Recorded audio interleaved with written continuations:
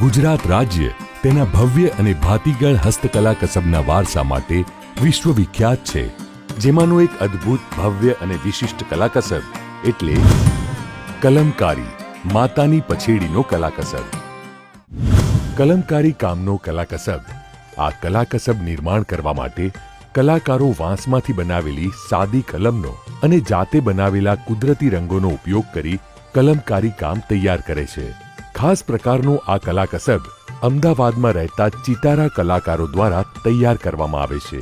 આ કામગીરીમાં તેઓ મોટે ભાગે કોટનના કાપડ પર માતાની પછેડી કે જેને ચંદરવો પણ કહેવામાં આવે છે તે તૈયાર કરે છે. કલમકારીના આ કલા કસબને ચિતારા લોકો અતિ પવિત્ર માને છે.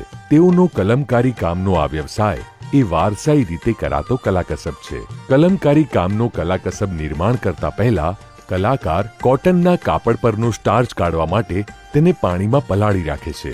ત્યારબાદ તેને પાણીમાં ખૂબ વાર સુધી ઊંચું નીચું કરી તેને નીચોવી ફરીથી તેને તાજા અને ચોખ્ખા પાણીમાં નાખવામાં આવે છે.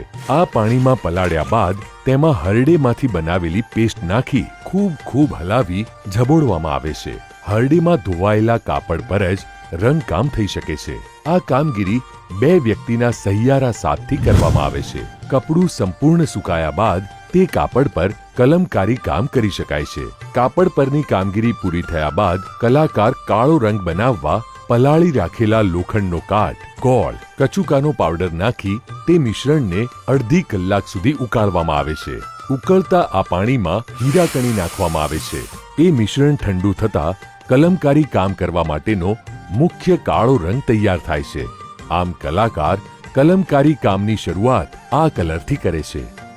આ કામગીરીમાં કલાકારો કાળા રંગ ઉપરાંત લાલ, મરૂન અને વાદળી એમ 3 રંગોનો ઉપયોગ કરી અને સર્જે છે કલમકારી કામનો ભવ્ય કલા કસબ.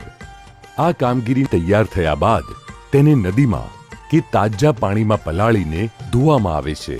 એક ચંદરવો તૈયાર કરવા કલાકારો 3 થી 4 દિવસનો સમય લેતા હોય છે. સમયના બદલાવની સાથે આ કામગીરીમાં પણ ભારે બદલાવ આવેલા જોવા મળે છે. વારસાઈ રીતે મળેલા પોતાના આ ભવ્ય કલા કસબને જીવંત રાખવા અને રોજગારી પ્રાપ્ત કરવા કમર કસી રહ્યા છે. ગુજરાત રાજ્યના આ ભવ્ય અને ભાતીગળ હસ્તકલા કસબના વારસાને જીવંત રાખવા ગુજરાત સરકારના કુટીર અને ગ્રામોદ્યોગ વિભાગના નેજા હેઠળના ઇન્ડેક્સ સી અને ગરવી ગુર્જરી સંસ્થાઓ દ્વારા અનેકવિધ પ્રોત્સાહન આપવામાં આવી રહેલ છે.